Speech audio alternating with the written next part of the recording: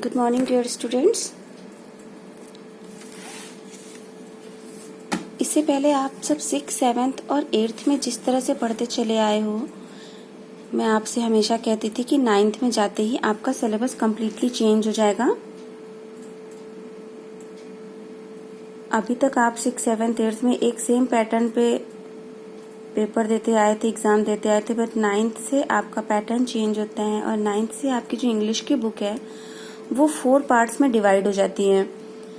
ये आपकी English book है क्लास 9th की, और आपका जो इंग्लिश का सिलेबस है वो 4 पार्ट्स में डिवाइड होता है।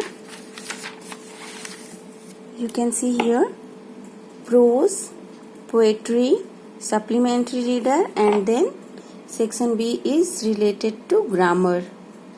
ये आपका ग्रामर का पोर्शन होता है। अभी तक आप अलग से कोई ग्रामर नहीं पढ़ते थे, साथ में मिला जुला के पढ़ते थे, बट 9th से आपका ग्रामर का एक अलग पोर्शन हो जाता है जिसमें अलग से क्वेश्चन आंसर आते हैं और उनके मार्क्स होते हैं। या आप मार्क्स भी देख सकते हो यहाँ पे कि कौन सा क्वेश्चन कितने मार्क्स का आता है, किस चीज से रिलेटेड, यहाँ पे दे रखा है। सबसे पहले प्रोज का पोर्शन आता है जिसमें से आपके 16 नंबर के क्वेश्चन आते हैं 16 मार्क्स के। और प्रोज में आपको ये 6 स्टोरीज दी गई हैं।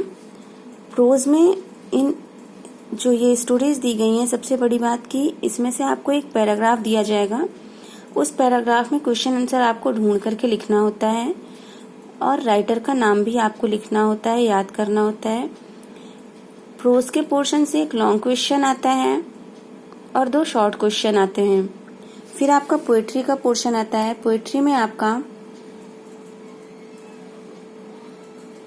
4 लाइन की पोएम या फिर सेंट्रल आइडिया होता है। सेंट्रल आइडिया होता है पोएम की समरी, मतलब कि आप अपनी भाषा में उस पोएम के बारे में लिखते हो, अपनी लैंग्वेज में लिखते हो, और क्वेश्चन आंसर आते हैं। और सप्लीमेंट्री रीडर का जो पोर्शन है, ये 4 स्टोरीज दी गई हैं और ये चारों ही बहुत अच्छी स्टोरी हैं।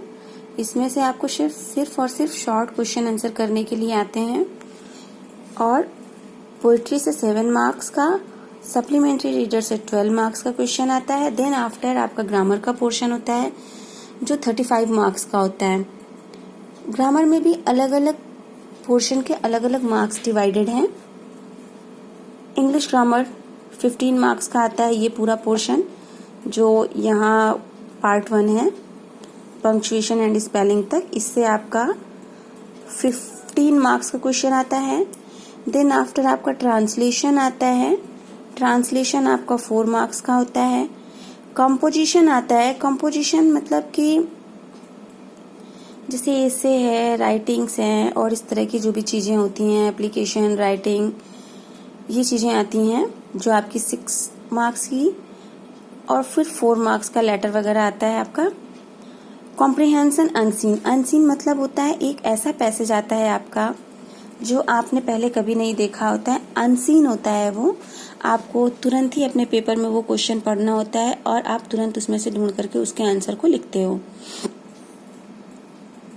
एंड देन आफ्टर आप ये देख सकते हो, इधर पूरे टोटल आपके करके 15 + 15 30 मार्क्स हो गए। इसका मैं फोटो भेज दूंगी आपको। और हम स्टार्ट करेंगे पोएट्री में। हम the mountain and the squirrel already discuss कर चुके हैं।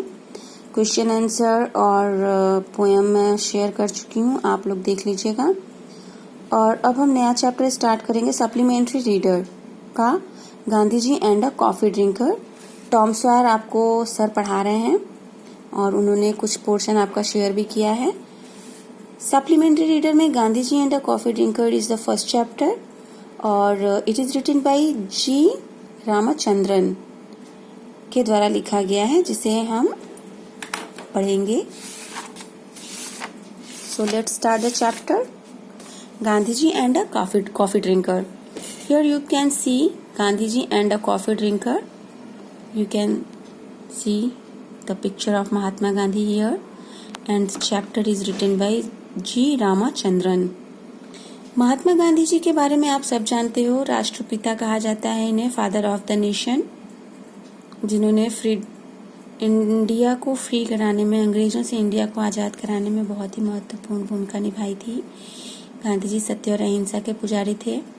गांधी जी के बारे में एक बात बहुत कम लोग जानते हैं कि गांधी जी केवल फ्रीडम फाइटर ही नहीं थे, ये मानव सेवा को भी समर्पित थे।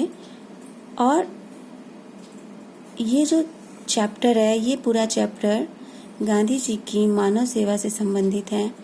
गांधी जी जो साबरमती आश्रम में रहा करते थे, साबरमती के संत तूने कर दिया कमाल। तो साबरमती आश्रम में गांधी जी रहा करते थे और वहाँ पर वे बीमार लोगों की देखभाल भी किया करते थे। एक छोटा सा हॉस्पिटल टाइप बना रखा था। इन्होंने नर्स जैसी कोई ट्रेनिंग नहीं की थी, लेकिन अपने अनुभव से बहुत कुछ चीज़ें सीखी थी इन्होंने। तो ये जो पूरा चैप्टर है, ये गांधी जी और एक लड़के के बारे में है। वो जो लड़का था वो साउथ इंडियन था, जो लैड था, बॉय था, वो साउथ इंडियन था, जिसे डिसेंट्री की प्रॉब्लम हो गई थी और गांधी जी ने उसका ट्रीटमेंट किया था, उसका इलाज किया था, उसकी सेवा की थी। किस तरह से गांधी जी और वो जो नवयुवक था, यंग मैन था, उनके बीच क्या आपस में रिलेशन था, वो सारी चीज़ें आप, और गांधी जी ने किस तरह से उसकी सेवा की थी, वो सारी चीज़ें आपको इस चैप्टर में पढ़ने को मिलेंगी। So let's start the chapter. About the lesson. Mahatma Gandhi 1869 to 1948, ये जो ब्रैकेट में लिखा है ये इनका जन्म और मृत्यु है। Mahatma Gandhi was the father of the nation. Mahatma Gandhi ji राष्ट्रपिता थे। He was very kind and considerate, वो बहुत ही दयालु स्वभाव के थे। He took pleasure in nursing the sick, वो बीमार लोगों की सेवा करने में बहुत प्रसन्न रहते थे। In this lesson we should see how he served coffee to a patient in the ashram at Sabarmati. इस लेसन में हम देखेंगे कि किस तरह से उन्होंने साबरमती आश्रम में अपने एक बीमार व्यक्ति को, बीमार लड़के को किस तरह से कॉफ़ी सर्व की थी। और चैप्टर से भी आप इस चीज़ को समझ सकते हैं, Gandhi ji and a coffee drinker, Gandhi ji और एक coffee drinker. Gandhi ji was the first class nurse to the sick. Gandhi ji बीमार लोगों के लिए बहुत ही अच्छे नर्स हुआ करते थे। Where he picked up nursing was a mystery. Mystery means होता है रहस्य। उन्होंने नर्सिंग कहाँ से सीखी थी, ये बात आज भी रहस्य बनी हुई है। He certainly did not pass through a nursing school. निश्चित रूप से उन्होंने किसी नर्सिंग स्कूल से एजुकेशन नहीं ली थी। As in many other things when nursing became necessary to him in life he learned it through the hard way of experience. जैसे कि और भी चीज़ें उनके जीवन में थी, उसी तरह से जब नर्सिंग उनके लिए नेसेसरी हो गई, आवश्यक हो गई उनके जीवन में, तो उन्होंने इसे लर्न मीन्स सीखा, through the hard way of experience, अपने अनुभव से सीखा उस चीज़ को। किसी नर्सिंग स्कूल से एजुकेशन नहीं ली थी, जैसे हमारी दादी और बहुत से दादी, मम्मी और बड़े बुजुर्ग बताते हैं ना कि ठंड लग गई है तो काढ़ा पी लो, खांसी आ रही है लौंग खा लो, अदरक खा लो, फीवर आ गया है तो पट्टी रख लो। तो इस टाइप की नर्सिंग जो घरेलू ट्रीटमेंट होता है, तो इन्होंने इसकी कहीं से ट्रेनिंग नहीं ली थी, लेकिन अपने अनुभव से इन्होंने बहुत कुछ सीखा था। In the ashram at Sabarmati, Sabarmati Ashram में all sick persons came directly under his eye and care. Sabarmati Ashram में हर बीमार व्यक्ति, सिक मीन्स बीमार, पर्सन व्यक्ति, डायरेक्ट उनके ही under his eye and care, उनके ही देखभाल के में डायरेक्ट आता था।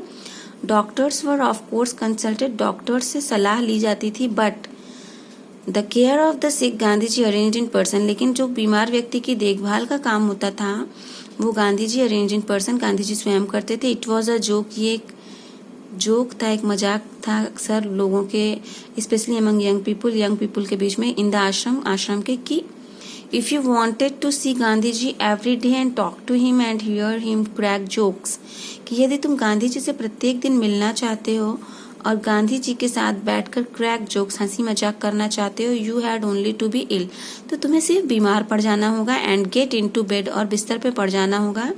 For Gandhi ji visited the sick every day, क्योंकि गांधी जी बीमार व्यक्तियों के पास प्रतिदिन जाते हैं। Spent a few minutes at every bed side, और हर एक बेड के किनारे हर एक बीमार व्यक्ति के पास जाकर स्वयं मिलते हैं। हिमसेल्फ सा टू थिंग्स केयरफुली, अपने आप चीज़ों को बड़ी सावधानी से देखते हैं। And never fail to crack a joke or two with the patient. और पेशेंट को खुश करने के लिए, उसे हंसाने के लिए वो हमेशा एक या दो चुटकुले उसे सुनाते हैं। There was no day too busy for Gandhi ji to attend sick person. कोई भी दिन गांधी जी के लिए इतना बिजी नहीं होता था कि वो बीमार व्यक्तियों के पास ना जा सके। अर्थात गांधी जी प्रत्येक दिन बीमार लोगों से मिलने के लिए साबरमती आश्रम में जाया करते थे। There was once a young lad who went down with dysentery. एक बार की बात है, एक यंग लैड मीन्स लड़का, यंग लड़का था जिसे डिसेंट्री की प्रॉब्लम हो गई थी।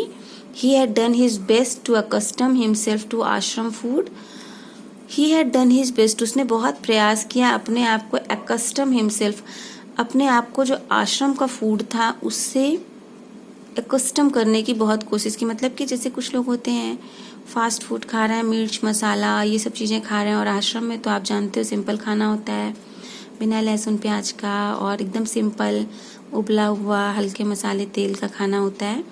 तो वो जो लड़का था, यंग युवक था, नवयुवक था, वो आश्रम के खाने से खुद को एडजस्ट करने की कोशिश कर रहा था, बट फेल्ड, लेकिन कर नहीं पा रहा था। He had a great liking for coffee, उसकी कॉफ़ी पीने की बड़ी इच्छा होती थी। बट इन द आश्रम, लेकिन आश्रम में there was no coffee for him nor was coffee allowed. लेकिन उस आश्रम में उसके लिए कोई कॉफ़ी नहीं होती थी और ना ही कॉफ़ी उसे पीने के लिए अलाउड था।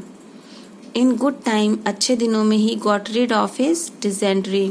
इन गुड टाइम, बड़े ही कम दिनों में he got rid of his dysentery, बड़े ही जल्दी उसे डिसेंट्री की प्रॉब्लम से छुटकारा मिल गया। गांधी जी की केयर में उन्हें उसे डिसेंट्री से छुटकारा मिल गया एंड वॉज नाउ रिकवरिंग, और अब उसकी तबीयत ठीक हो रही थी। Gandhi ji visited him for a few minutes every day.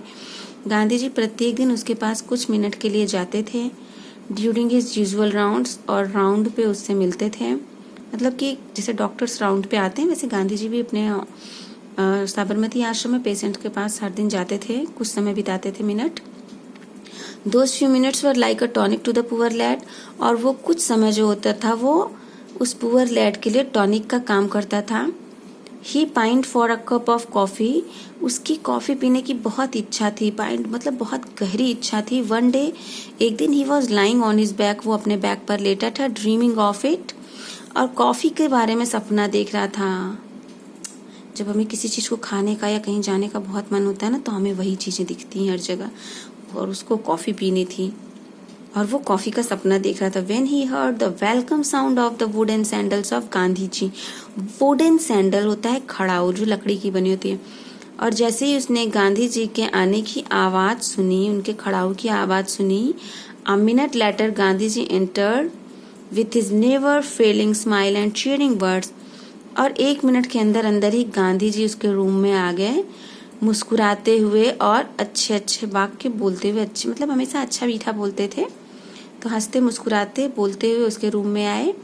He looked at the lad and said, उन्होंने उस लड़के की तरफ देखा, लैड मीन्स लड़के की तरफ देखा, और कहा, now you are decidedly better, अब निश्चित रूप से तुम ठीक हो। यू मस्ट हैव रिकवर्ड, तुम्हारी तबीयत अब ठीक हो जानी चाहिए। Your apatite, you must have recovered your apatite, निश्चित रूप से अब तुम्हारी जो भूख है वो भी खुल रही होगी, तुम्हारा पेट सही हो रहा होगा, तुम्हारी तबीयत सही हो रही होगी, और तुम्हें भूख लग रही होगी। What would you like to eat, तुम क्या खाना पसंद करोगे?